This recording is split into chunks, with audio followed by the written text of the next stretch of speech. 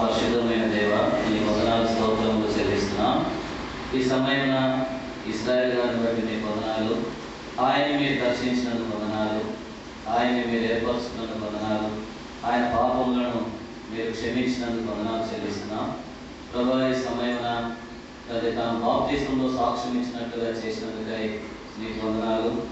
మేమందరం నీ వాక్యానుసారంగా హస్త నిక్షేపం నిమిత్తమై ఆయన మీద మేము చేతులుంచి ప్రార్థన చేస్తున్నాము తండ్రి.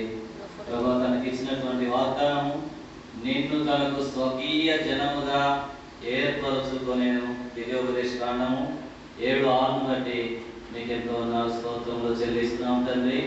వాగ్దానములు ఇచ్చి నెరవేర్చే దేవుడు ప్రభా, మాట ఇస్తే తప్పనటువంటి దేవుడు తండ్రి. ఈ దినము నుంచి తాను ఒంటరిగా లేడని, సంఘములో ఒక అంగమని, సంఘముతో కలిసి ఉన్నాడు.